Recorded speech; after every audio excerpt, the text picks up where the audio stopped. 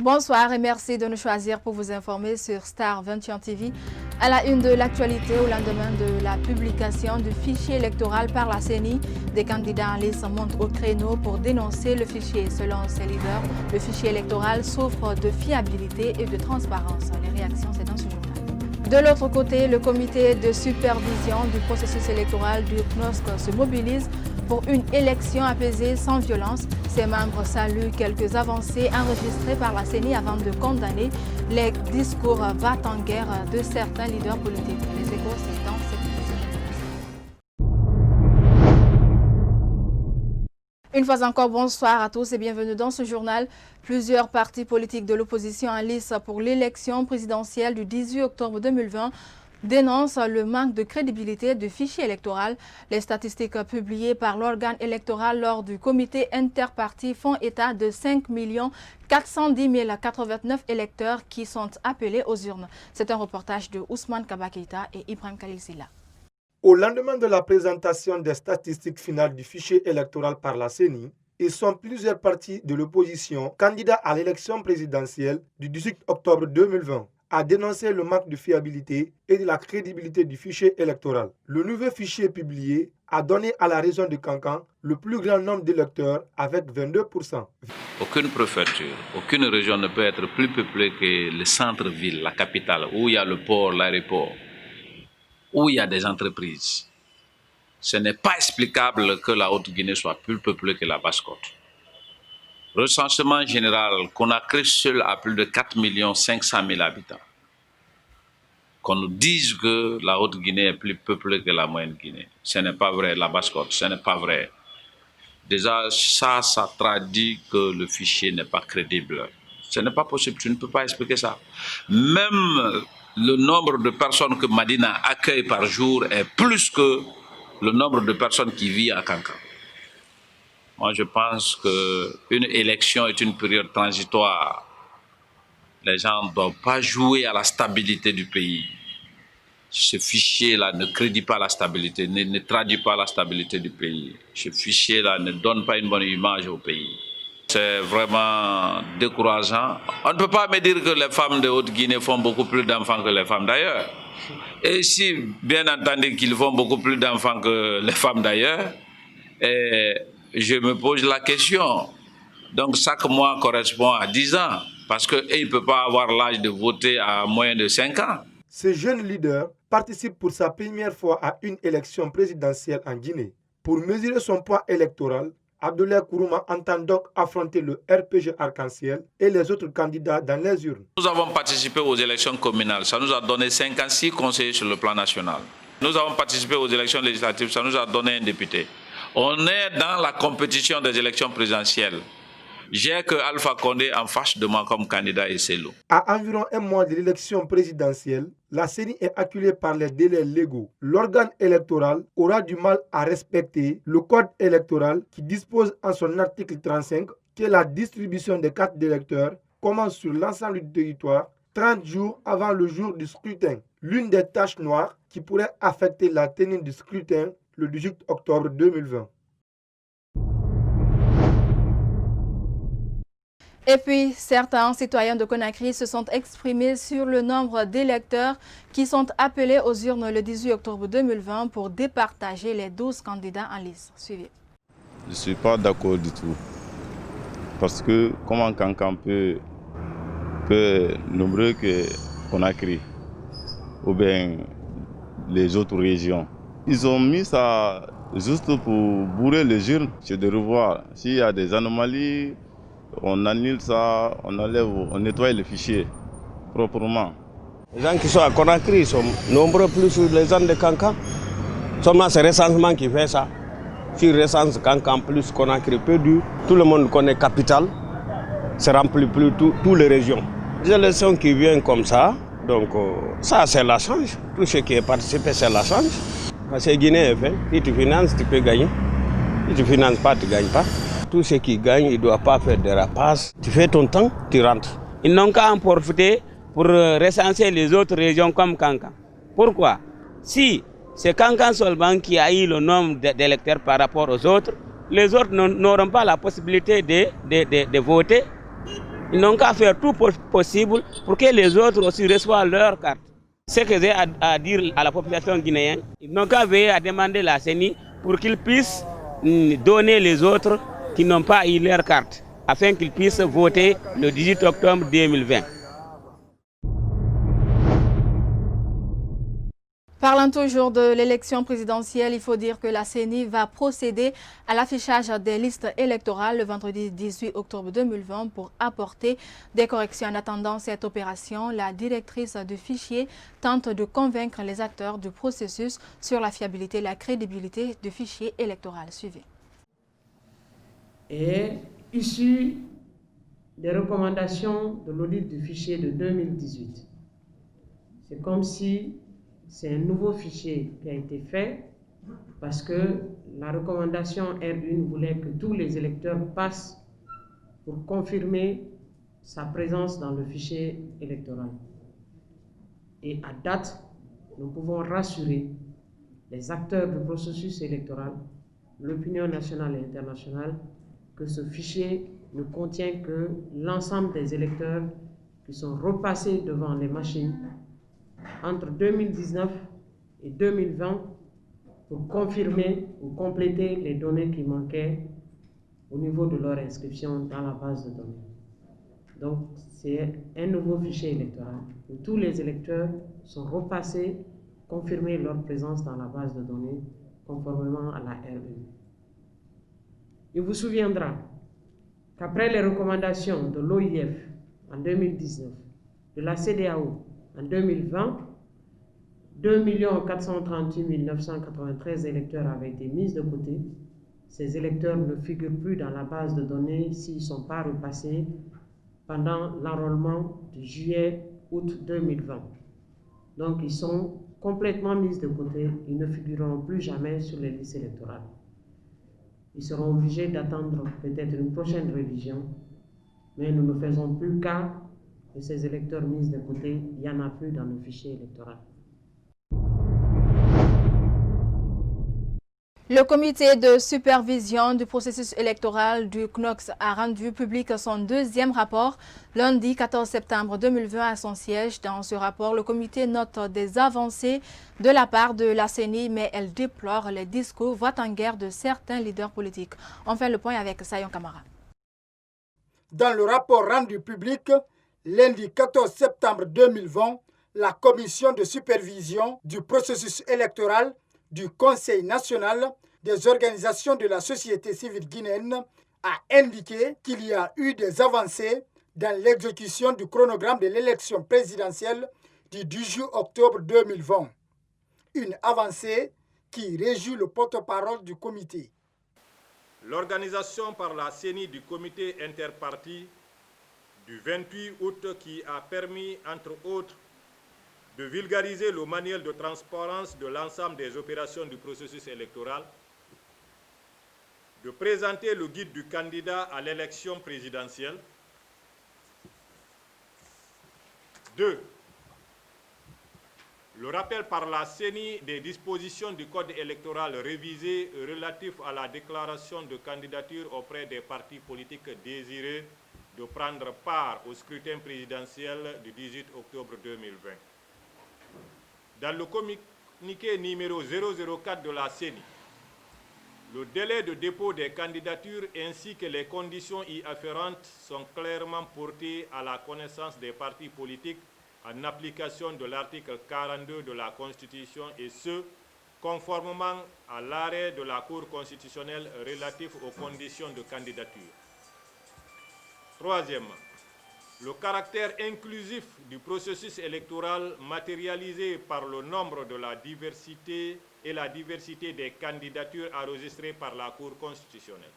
Le même rapport indique la montée en flèche des propos des politiques de nature à troubler la quiétude sociale en Guinée.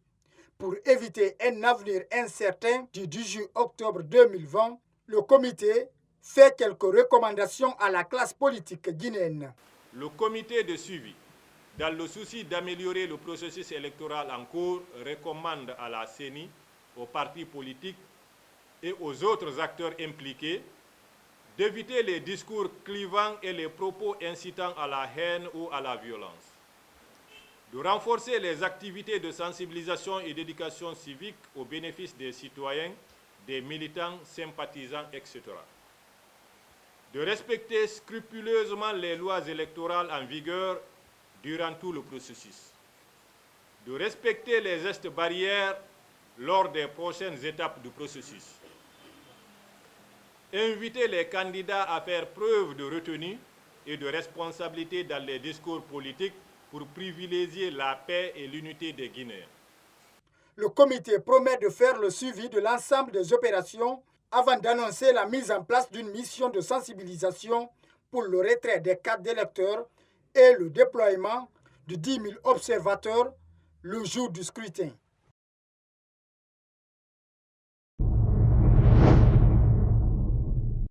L'adresse à la nation du président Alpha Condé sur des nouvelles mesures sanitaires est attendue ce mardi 15 septembre 2020. Une communication au cours de laquelle le chef de l'État guinéen va annoncer des nouvelles dispositions ou l'allègement de restrictions des libertés dans la lutte contre la COVID-19 en Guinée. Notre rédaction a rencontré un spécialiste de la santé publique. C'est un reportage de Mohamed Traoré et Ibrahim Khalil Silla. Le discours du président Alpha Condé sur de nouvelles orientations dans la lutte contre la COVID-19 est vivement attendu par des citoyens, tout comme des spécialistes de la santé publique. Depuis 6 mois maintenant, le président guinéen s'adresse à ses concitoyens au 15e jour du mois en cours. Ce spécialiste de la santé demande le renforcement des mesures prises pour lutter contre la pandémie. Il faut renforcer les mesures parce qu'il va de l'intérêt de la vie de tout un chacun. Même au moment où je vous parle, nous avons des cas de coronavirus positifs. Il ne faut pas baisser la garde. On ne le fait pas pour le président, on ne le fait pas pour l'UFDG, on ne le fait pas pour le RPG. On le fait pour nous et nos familles. Il faut renforcer les mesures barrières. Il faut continuer d'avoir les masques de protection, les cache-nez ou les bavettes. Il faut laver les mains. Il faut si possible maintenir la distanciation sociale. Malheureusement, ça ne va pas être le cas parce que nous rentrons dans la phase critique des élections présidentielles. Si elles ne sont pas reportées, eh bien, la campagne électorale commencera dans maximum 4 jours. Et qui parle de campagne électorale, surtout avec un tel enjeu présidentiel, vous ne pouvez pas contrôler la foule. Depuis plusieurs semaines, on assiste à l'organisation des mouvements de soutien politique du régime de Conakry, des regroupements qui risquent de favoriser la propagation de la pandémie en Guinée, une attitude que fustige l'ancien président de la commission santé de la 8e législature guinéenne. Si on peut reporter la date des élections présidentielles pour des raisons sanitaires,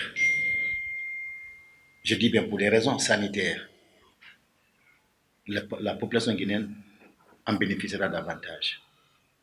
Parce que je vous dis que le coronavirus est là, il est bien là et il va repartir de plus belle. Ça, je vous le dis très honnêtement. Qu'est-ce qu'on peut recommander si ce n'est pas possible de reporter les élections à une date ultérieure qui va être consensuelle? Si, effectivement, la campagne doit débuter à partir du 18, tout ce que je peux recommander, c'est le port des bavettes. Le port de bavettes, c'est-à-dire cache-nez, couvre-nez, et le lavage des mains. Parce qu'on ne pourra pas respecter la distanciation sociale. Si nous allons aller à l'élection présidentielle le 18 octobre, il va d'office lever les mesures barrières. À date, l'Agence nationale de sécurité sanitaire fait état de 1045 cas confirmés, dont 9292 guéris et 63 décès. Des chiffres qui devraient interpeller des décideurs pour le bien de la nation.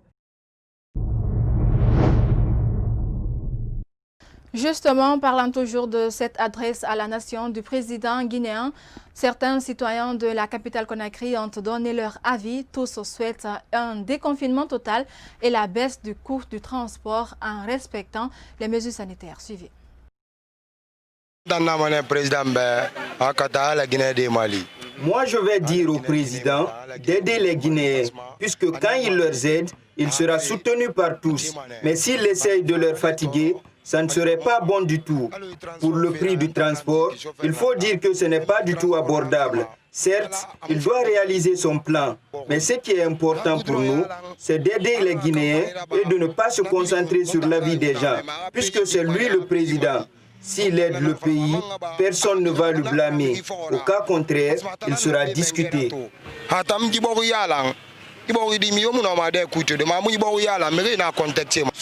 En général, il doit tout diminuer, quoi, tu vois. Le prix de transport, parce que nous voyons actuellement, le prix de transport est trop élevé, tu vois. Donc maintenant, il doit enlever ça, il doit mettre à la normale, quoi. Maintenant, il va quand même alléger. Maintenant, nous allons continuer à respecter les gestes barrières quand même. Il va alléger les trucs, les transports et le confinement, quoi, tu vois. Parce que bientôt, les campagnes aussi vont commencer. Mais si le confinement, nous ne pouvons pas aussi faire la campagne. Tu vois. Le président n'a qu'à nous aider. Le prix des marchandises est cher. On a trop de problèmes ici, surtout ce problème de transport. Il n'a qu'à essayer de nous aider. C'est tout ce qu'on a à dire. On attend du chef de l'État. On espère réellement aujourd'hui qu'il va faire le déconfinement. On sait, la population, on sait déjà qu'il y a le Covid-19, mais on espère, vu l'état de la Guinée actuellement, les prix du transport actuellement, ce n'est pas facile. S'il peut réellement nous aider, nous aussi, pour faire le déconfinement aujourd'hui, ça nous fera plaisir. Par rapport au confinement, là, si le président dit aujourd'hui que le confinement est terminé, là, on peut, comment on appelle ça, on doit respecter les mesures de barrière, porter les bavettes, mais laisser les gens faire leur activité. Parce qu'actuellement, le confinement, là, ça a bloqué l'activité des Guinéens. Parce que même si tu veux sortir, tu es gêné. Et puis avec ça encore là, franchement là, si le président se proclame aujourd'hui, soit disant que le confinement est terminé, là c'est une bonne chose. Il faut que les syndicats aussi essaient de voir ça aussi. Parce que actuellement, le tronçon, d'habitude, on paye le tronçon à 1500. Mais comme le cas du Covid là maintenant a fait que le tronçon maintenant, le prix est doublé à 3000 francs. Donc là, une fois que, comment on appelle, on suspend ça aujourd'hui, là, il faut que les chauffeurs aussi voient réellement par rapport au tronçon.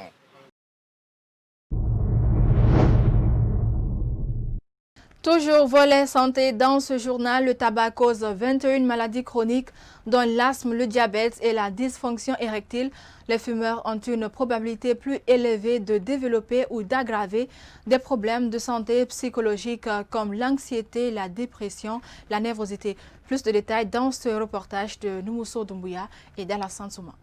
La cigarette est à l'origine de plusieurs maladies dans le monde. Pire, elle tue par seconde des milliers de fumeurs. Une situation alarmante mondiale que ce médecin regrette avant de tirer la sonnette d'alarme. Cette nicotine-là a beaucoup d'impact sur la santé humaine parce que, en collaboration avec la fumée qui en découle, sont à la cause de 21 maladies chez l'homme, parmi lesquelles on peut citer l'asthme lié à la bronchite chronique chez les fumeurs. Donc, il y a aussi le cancer, parce que c'est le premier facteur favorisant du cancer chez l'homme. Après vient l'alcool. Et ensuite, nous avons beaucoup de maladies pulmonaires qui sont liées à ça. Nous avons aussi des maladies qui sont liées surtout au niveau mental, où il y a beaucoup de maladies qui sont liées à la nicotine et à la fumée qui en découle. Les cigarettes contiennent et émettent de nombreuses substances nocives ainsi que les agents cancérigènes sur l'homme. Une augmentation de 25% de risque de cancer du poumon. Chez les enfants, l'exposition à la fumée de la cigarette augmente un risque de mort subie, d'infection respiratoire et asthme. Fumeur, moi je pense que la santé ne constitue pas un tout, mais la santé avant tout. Ça veut dire quoi? Je prends l'exemple, si tu veux vraiment protéger les biens que tu as bâtis durant des années, je pense que c'est la longévité qui peut faire que tu peux protéger les biens. Ça, c'est un premier aspect. Si tu veux bien éduquer les enfants que tu as mis au monde, c'est la longévité qui te permet de les éduquer de bonne manière. Donc, sur ce, je vais dire ici publiquement que fumer la cigarette diminue l'espérance de vie de 10 ans. Les gens peuvent le chercher. Selon des spécialistes de la santé publique, les consommateurs de tabac, cigarettes, pipes à eau sont sans doute plus vulnérables face à la COVID-19, car lorsque l'on fume, les doigts et potentiellement les cigarettes contaminées sont en contact avec les lèvres, ce qui augmente la possibilité de transmission de virus de la main à la bouche.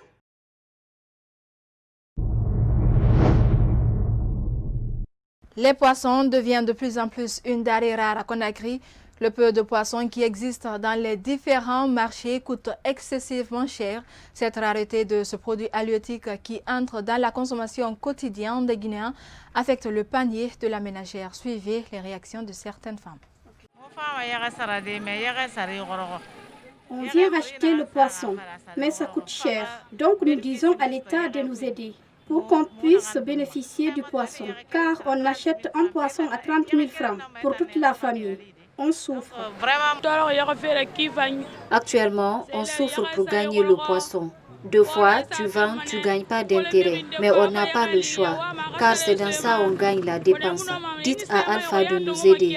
Les femmes souffrent actuellement. Le poisson se vend à 60 000 ou 50 000. Certains ne gagnent même pas la dépense.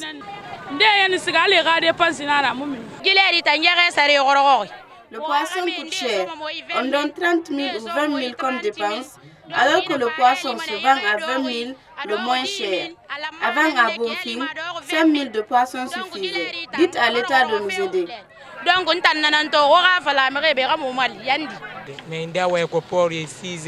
Étant au port à 6 heures, sauf à 14 heures, on gagne le poisson. On prend la douzaine à 250 000, 300 000 pour revendre à 55 000 en raison de 5 000 d'intérêt. Il y a beaucoup de genres de poissons qu'on ne gagne pas actuellement et on nous vend le reste des poissons.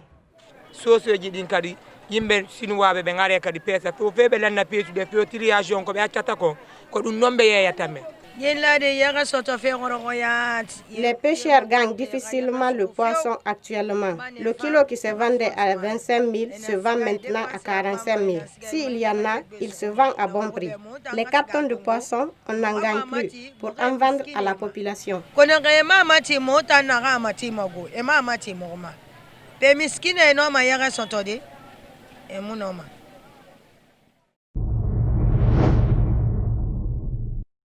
Direction l'Abbé pour parler éducation où la région administrative a enregistré un faible taux de réussite au BEPC session 2020, seulement 18% pour l'ensemble des 5 préfectures de la région, un taux largement au-dessous du pourcentage national estimé à 35%. C'est une dépêche de notre correspondant basé au Fouta. Suivez.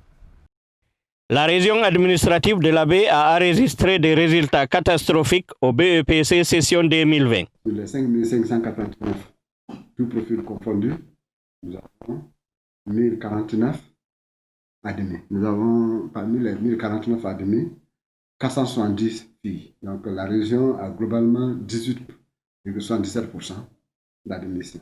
La situation la plus lamentable a été notée dans la préfecture de Koubia où aucun des 190 candidats inscrits n'a réussi à décrocher son BEPC. Nous avons vraiment remarquable, une préfecture qui a présenté 190 candidats, mais qui a fait 0 admis. Aujourd'hui, les rumeurs circulent comme quoi ce centre a été éliminé, ce qui n'est pas vrai. Cette année, c'est la préfecture de Tougué qui est le porte-flambeau de la région. C'est le moment de féliciter, peut-être de féliciter Tougué, qui a fait un taux de 52%. Donc Tougué qui est porte de flambeau dans la région en matière de taux d'admission. Les encadreurs de l'éducation imputent cet échec à plusieurs facteurs. Cette situation globale de la région, il y a plusieurs facteurs.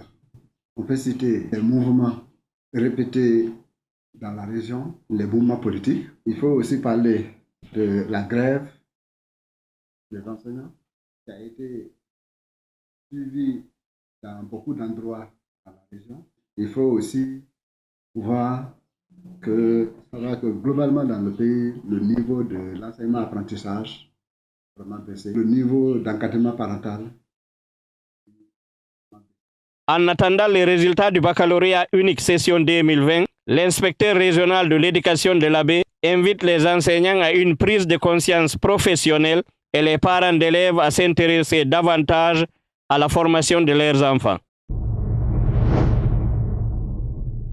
Et puis, le président guinéen Alpha Condé a eu un tête-à-tête avec Assimi Goïta, le chef de la junte du Mali à Accra.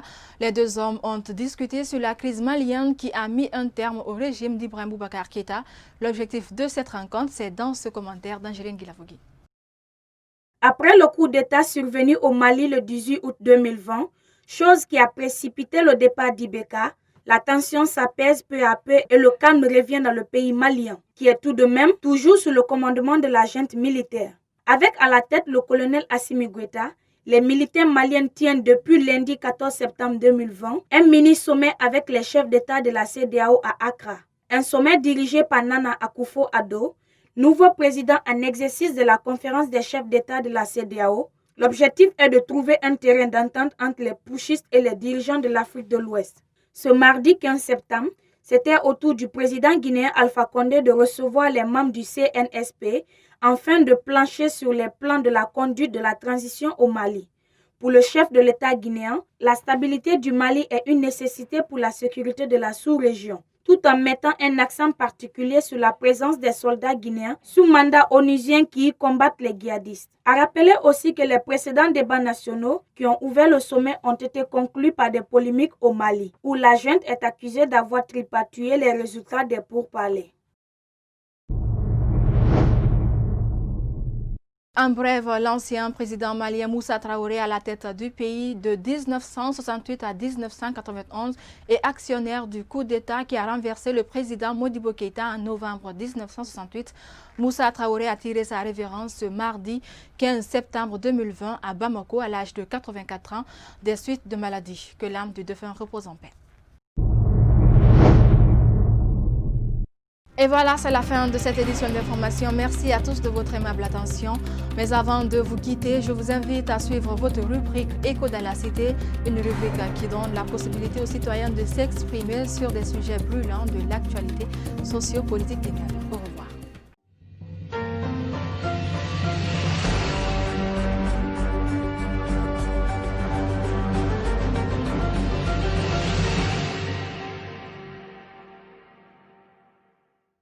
Ce qui nous fait mal en Guinée, moi en tout cas, c'est prévention routière. C'est sur la route qui me fait mal. Concernant le chauffeur, vous regardez, j'ai pris 2 voitures, j'ai dit vous frimez avec nous. Nous sommes là. Angle de Carrefour, le taxi ne doit pas garer. Il n'y a pas tout ce qu'on n'a pas fait. Avant que moi je le prenne, je les ai reprochés 1000 fois de cesser de garer ici. Quand vous venez, allez-y devant ces 5 mètres de garer. Mais le chauffeur guinéen ne connaît pas ça. Celui qui est son patron est militaire ou bien policier, il fait ce qu'il veut, c'est comme lui. Son frère c'est un commandant. Maintenant quand on le prend, il sort la carte. Le propriétaire se bouteille pour venir nous emmerder. Regardez les 2 voitures. Clando plus c'est intensif. Si c'est bon pour les Guinéens, c'est ça. En tout cas ici ça fait mal.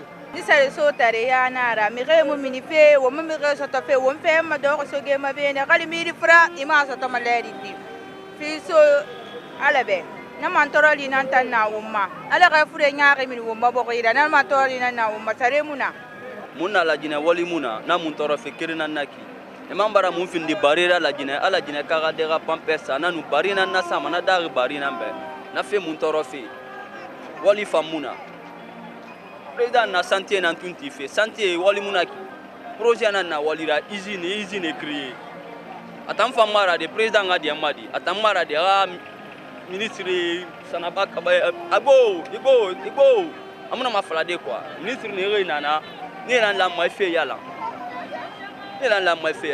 kiramulangu bo fe langue bara mu milliard tongwe so siniwe ne na kira bo fe wula sigade yamuna beni ga wula yala tananya la take ga luga beni ga wula yala berma ko ya men kantiya ambra tro jamana bra tro bra alfa kon akilinte kasori funa ko bra wudi de tournanyo funa kuma mena funa kuma yanka funa tro ya funa yanka berma wodi men wotora wudi jama tali mo kilinta te mais ala mama de mana la Guinée koka. On voit des gendarmes nous arrêtent partout ici.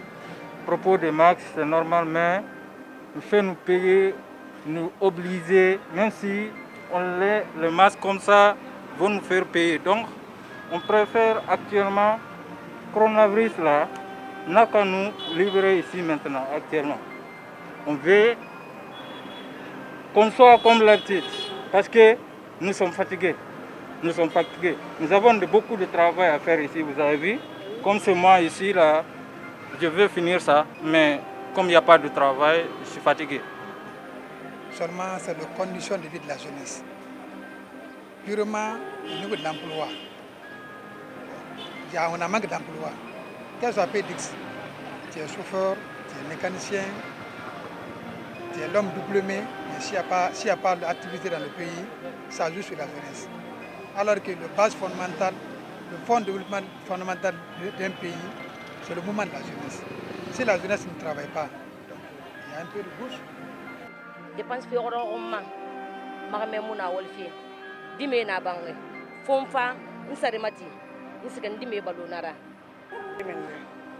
barati nkete barala dini kasiya ambulu kebi min kodam nara barangena mati leri men baloko tinya darate blawuro. Je viens juste de sortir chez moi, mais malheureusement tout le monde connaît la situation de ce pays. C'est la situation politique, socio-politique du pays qui me fait très très mal. Parce que si nous remarquons, ça fait presque 10 ans, nous parlons toujours de la politique.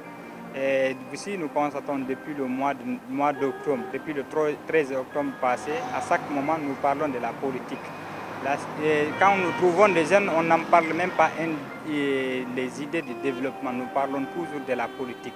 Et tandis que le pays ne peut pas se développer comme ça, nous devons, les jeunes doivent apprendre comment se développer et oublier la politique aux politiciens. Parce que la politique, la façon dont les politiques utilisent la jeunesse est un peu bizarre.